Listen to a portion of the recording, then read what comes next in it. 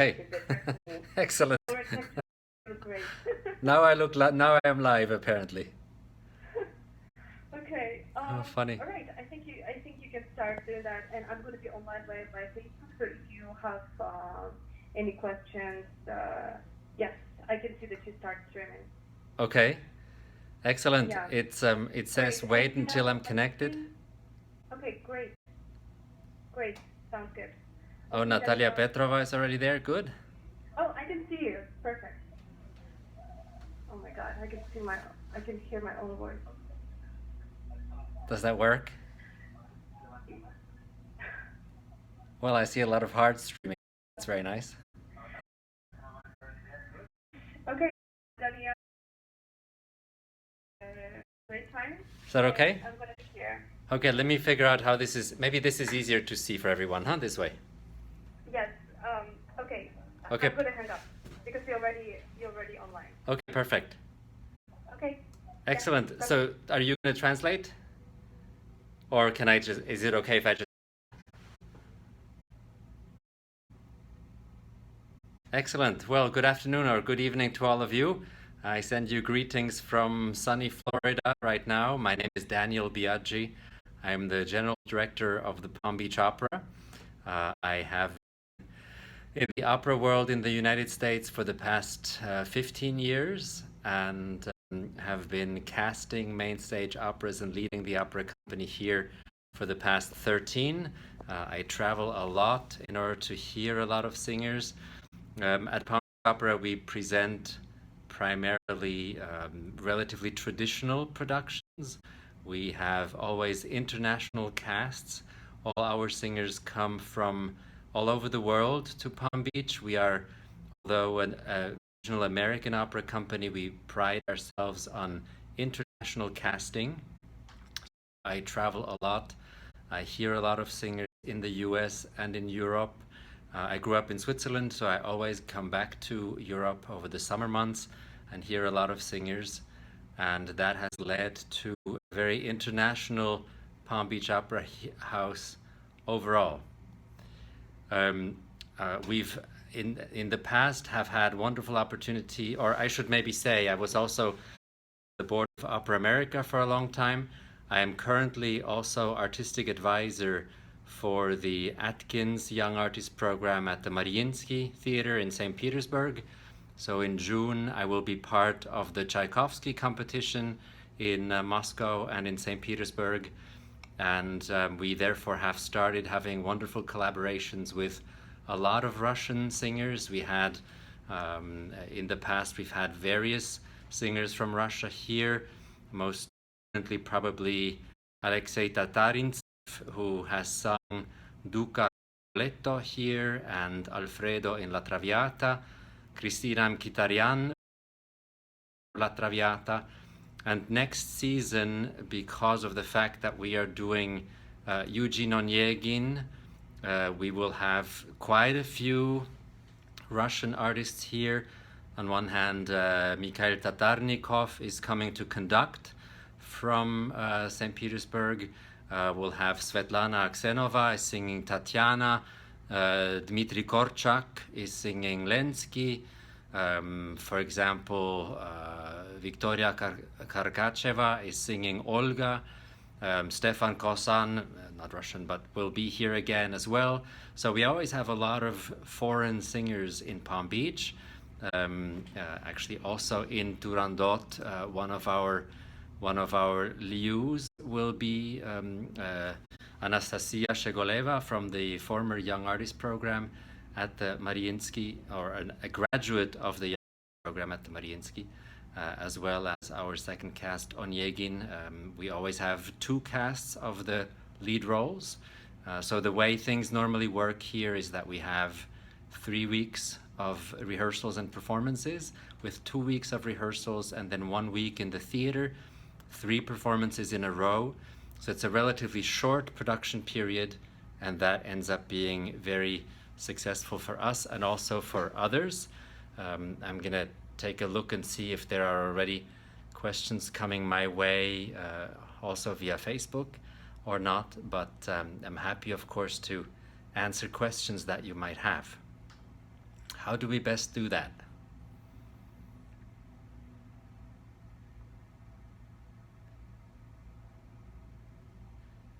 Olga, if you can hear me, can you just tell me how I can answer some of the questions that I see streaming by?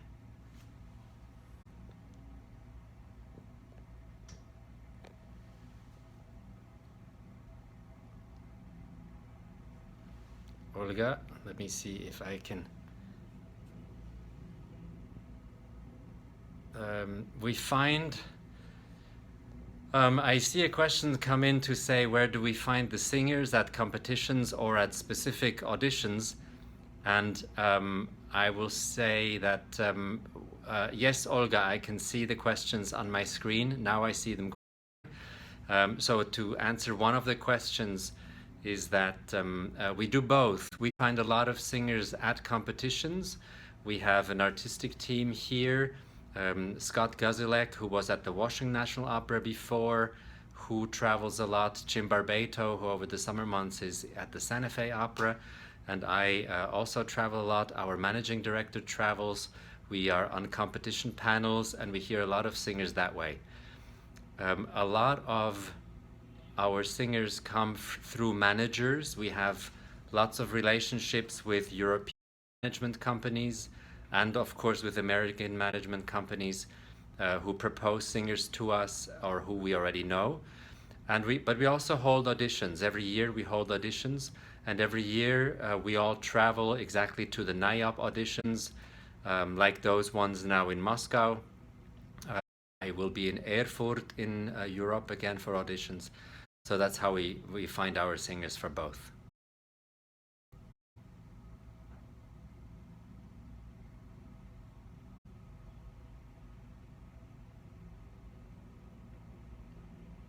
Olga, are there more questions that you could translate for me?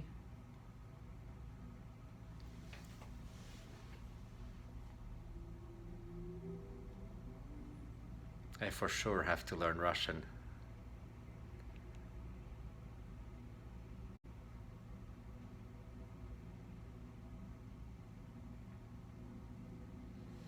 Andrei is asking what one should do to get to an audition. In this particular case, it's best to sign up via the NIOP website. NIOP International, Olga Ahn and David Blackburn, who's been the founder of the organization, is organizing those auditions in Moscow in 2 weeks.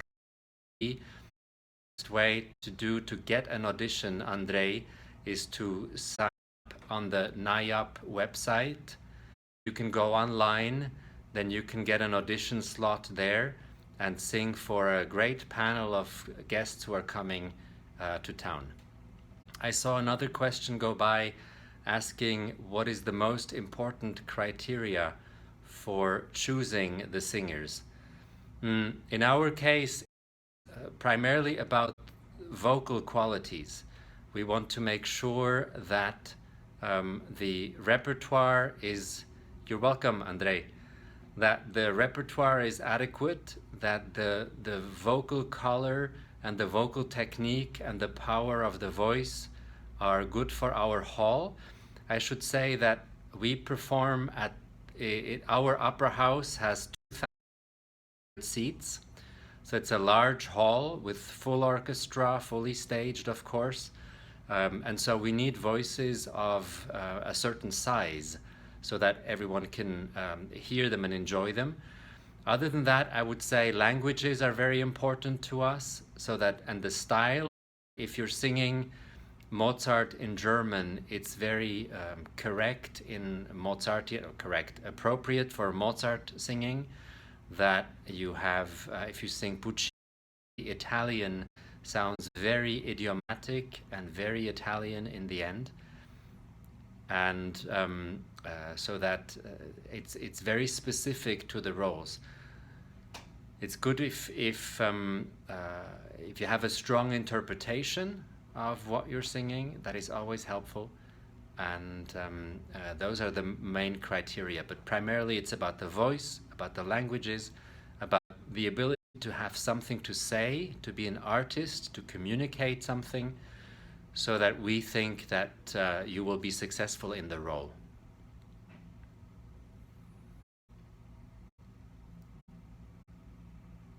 Are there other questions? I need to maybe quickly check my other screen to see if Olga is translating. Let me take a look.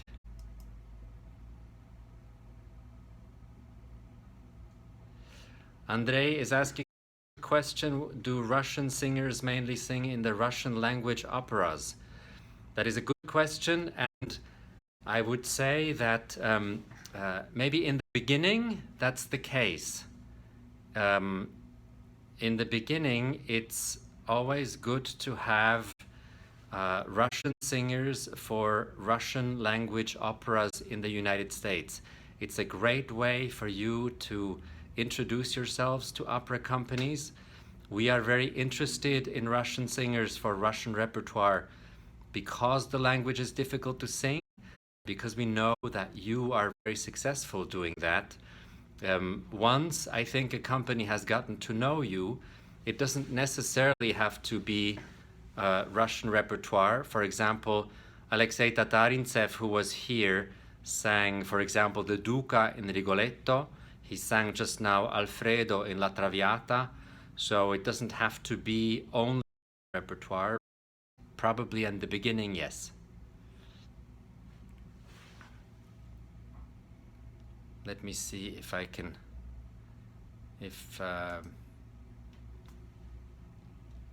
are there other questions that maybe Olga can translate? Let me quickly do something here.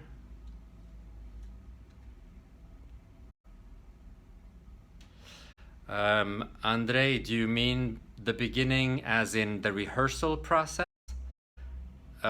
In that case, the beginning here would be, the rehearsals would be,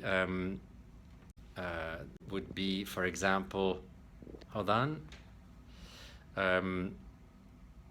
For example, would be 2 weeks of rehearsals and then 1 week of performances. So we expect all the singers to arrive with their roles completely learned. So the beginning here, the beginning in the theater here is in November. So we start our season in November. First concerts are in December, and then opera is in January, February, March. We do stage Russian productions at the Palm Beach Opera. We would like to do more Russian repertoire. Next season, with that trend again with Eugene Onegin, Evgeny Onegin, of course, with a Russian cast, with an American director, but with a Russian conductor, with Mikhail Tatarnikov, who's coming, and so that we hopefully have, in addition to this coming one, can then continue with Russian operas. Easiest Russian operas for us is Tchaikovsky, of course. It's easier for the American audiences to understand, and so that's how we normally start.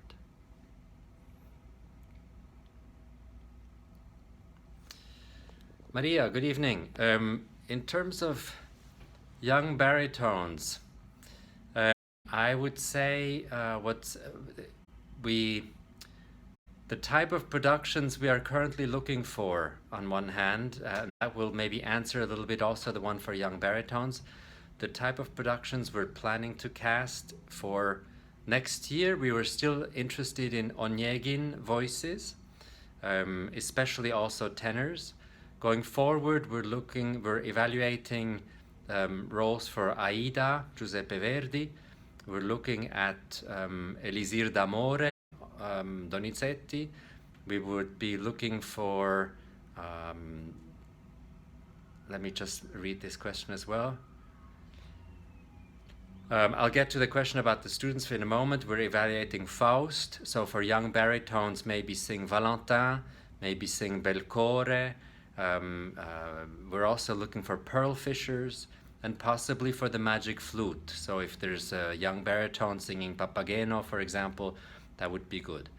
In terms of studies, I think it very much depends on your voice teacher. I find that the most important relationship is between the teacher and the student. So whether that is in Russia or abroad is the second importance. It's most important is that you have a good voice teacher who I'll get to that. Olga, excellent, thank you. The most important part is really the voice teacher, so that when you study, you have a very solid technique, so you can sing under all and with all shadings, with all dynamics, in all languages. So I think the teacher-singer relationship is more important than whether that's in Russia or abroad. I think studying abroad is very good because you are in a new culture. You have to think about things differently. You have to learn things differently. And I think that's very helpful. I saw a question, too late for a singer to start a career between 30 and 35 for a female singer. And I think that very much depends on voice type and previous training. I have a good friend who was singing all along and whose career really started when she was probably about 35. And now she sings Turandot and Elektra and Salome, Strauss and Wagner repertoire at the Opera, at the Vienna State Opera, in Hamburg, in Berlin, in Australia. So it's hard to say if it's too late or not, but it depends a little bit what you've done before. Is contralto a requested Fach? Yes, it is. There are not that many low female voices, and so if you are a real contralto who can eventually sing the dramatic repertoire, I think that would be a voice type that is in much demand. In terms of voice teachers, I would have to know more where and who you are already working with, I think, in order to make a recommendation for that.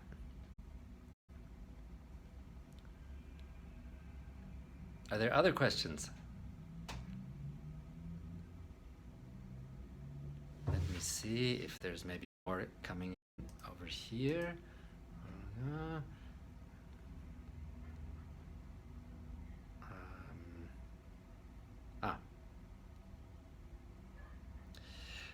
What would be my advice for a young opera singer, and how often would you have to audition? I think that depends a little bit. In the US, all the young singers probably sing auditions at least in the fall. In the US, most of the audition season is between October and December. And I'm sure the young artists now sing between 20 and 30 auditions within 2-3 months for every opera company in the United States. So I think you're going to be singing auditions for a long time, not only as a young singer, especially because we all know that sometimes you have a good day, sometimes it's not such a good day. That doesn't really matter in the long run. And so I think you should sing as many auditions as you can, as long as you're healthy. If you are not healthy, don't sing. Don't come to the audition and say, I'm sorry, I'm not feeling well, but I wanted to sing anyways. Cancel the audition. We can hear you next time for when you're healthy, so you can show yourself at your best. In terms of the repertoire, I think it's when you are singing, it depends a bit. If you're singing for an artist manager, then sing repertoire that is currently good, and repertoire that maybe in 3-4 years is also good for you, to give the artist manager an idea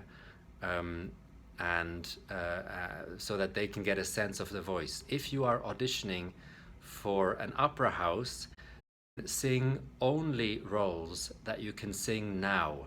We are interested in what you can do now, not something that you can do in 5 years. So choose repertoire that shows you at your absolute best right now, so that we know how we can cast you. And the importance of auditioning is great. You should in many ways it's a job interview every time, and because of how this business works, you just have to audition as many times as you can. Every time you get to be in front of people, think of it as to a job interview and a chance for you to work on what you want to show. So every time you're getting a little bit better, everything takes practice, and the more auditions you can sing, the better you're going to be, the more comfortable you're going to be in the audition setting, and the more comfortable you. So I think it's very, very important to sing as many auditions as you can, and as often as you can for a variety of people. I saw a question about age. Is it too early to sing an audition at 20? I think it very much depends. If you want to be auditioning for a young artist program, then auditioning at 20 is okay. If you're singing for the light role repertoire, it's probably also okay for a smaller theater. But I think I would advise to wait until you're a little bit older to audition for the bigger opera houses, especially if you sing heavier repertoire. That's too soon at 20 to try to audition with that. And I just saw a comment, I think, also about competition auditions not always choosing the best. That's exactly, you have to just continue to audition and continue to do competitions. Every panel looks for something different. Every casting director looks for something different. And they see maybe something in a singer where you don't necessarily think that they are good, and you can at the same time see that they are fulfilling a need from that very specific panel or specific competition. In terms of the question about how to choose the competitions, I think it's very important that you look at the requirements and make sure you only sing for competitions when it's the right opportunity for you. Don't sing a Wagnerian competition if you're not a Wagner voice, and if it's not really at your best. If it's a very Italian panel, make sure your Italian is excellent. So it's a matter of simply looking at what the requirements are for the competition and to make sure that you really fit. And then all you can do is do your best, sing as well as you can, and don't pay too much attention to the results. Every panel will choose someone different, and most of the time it's not a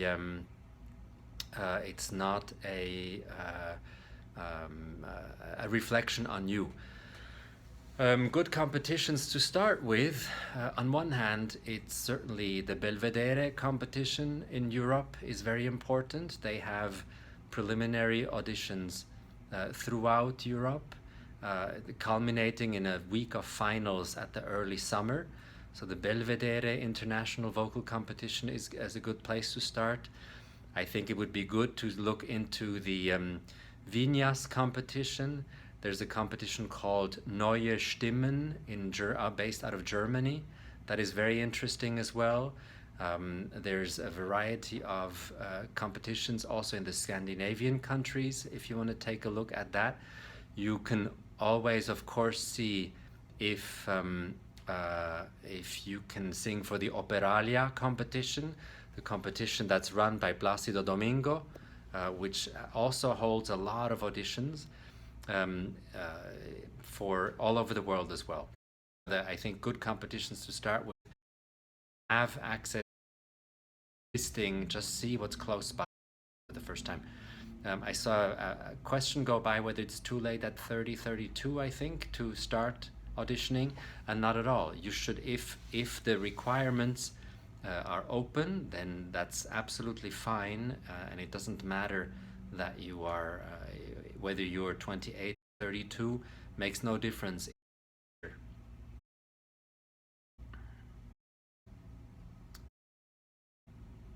What else can I tell you? Thank you, Elisa. What other questions can I answer?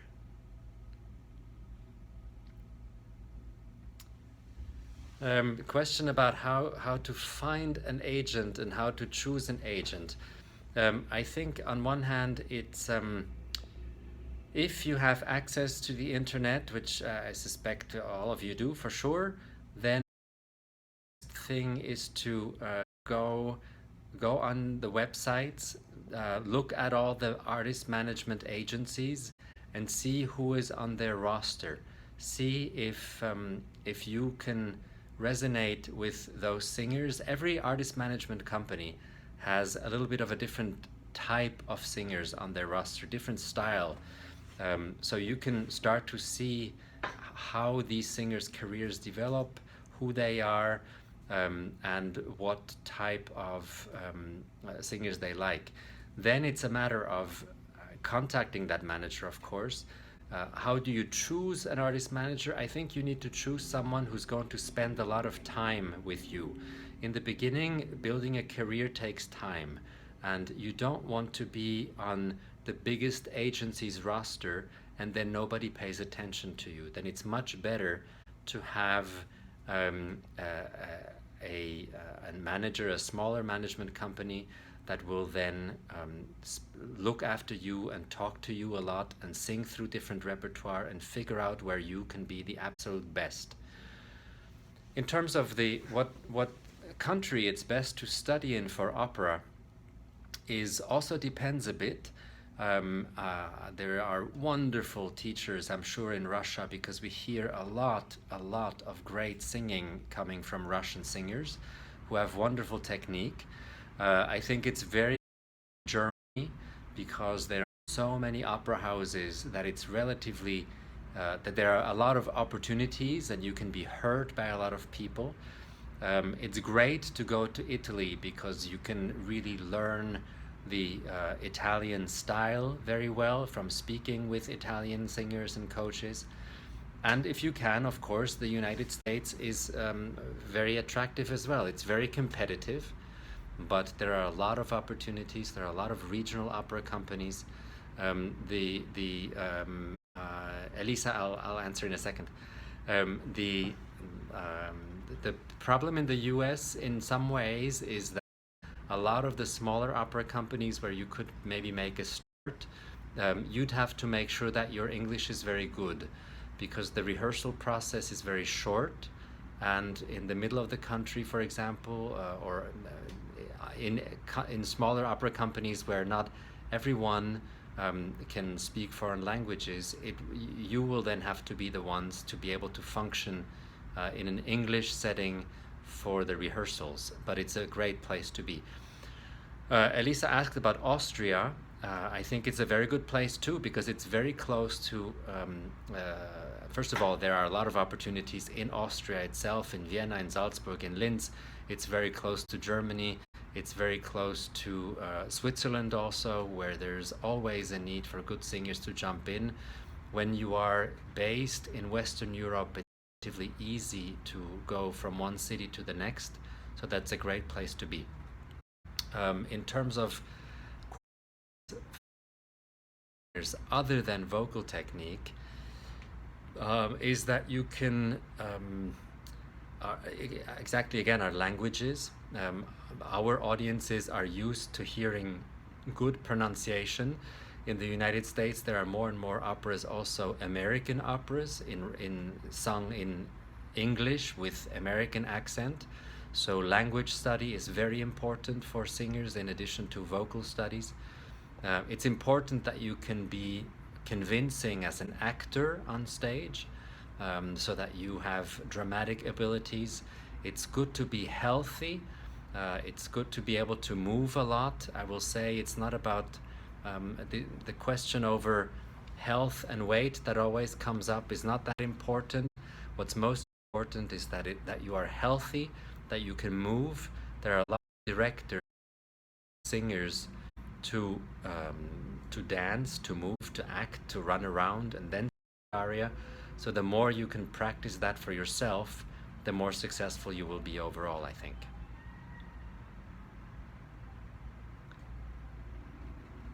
What else can I say?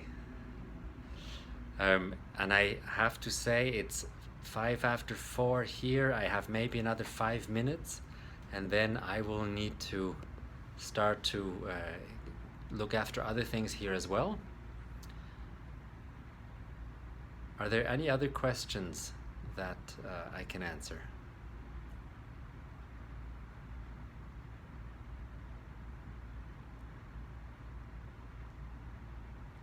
Maybe Olga has another idea, otherwise I will then maybe sign off.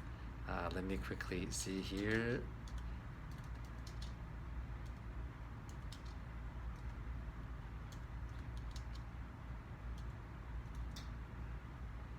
And make sure I can get to everyone who has a question.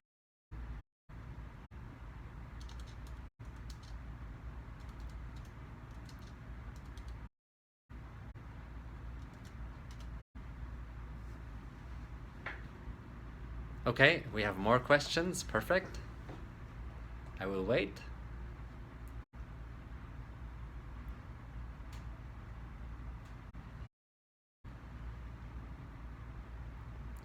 Maria, I see your question about great teachers in Austria, and I have to admit that I don't know all the voice teachers in Austria, so I will have to look into that, and I can maybe send Olga a message who can then get back to you. In terms of universities, I know that the Mozarteum in Salzburg used to be very good for singer training. I'm sure the conservatory in Vienna at the Vienna Hochschule für Musik, I think it's called, is also very good. But I will think about it and look into it and send a message to Olga.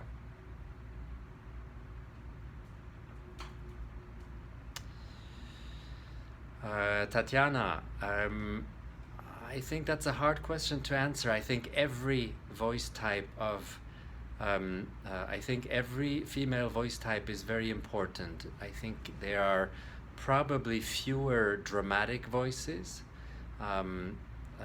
but the even lighter sopranos or mezzos, you see what voice type you are, but lighter voices are also very much in demand. Voices with great high notes and high extensions are very much in demand.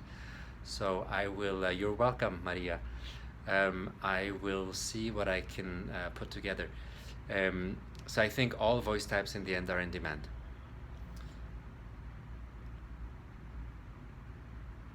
Tatiana, for the auditions, I think it depends. In Moscow, the best place to audition now would be on May 20 and 21. Or 19, 20, 21 for the NIOP audition, where 5-6 people are coming in to hear so many singers, and so that's probably the best place to audition right now. Otherwise, you'd have to just auditions in your own hometowns or in Moscow and St. Petersburg. In Russia is probably better, and take it from there. All right. But thank you all very much. I hope to see many of you in Moscow on May 2021, and I send you all my very best wishes. In the meantime, keep on singing. Lots of success to all of you. Thank you.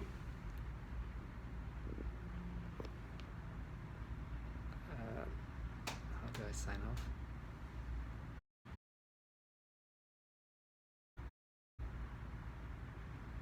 Great.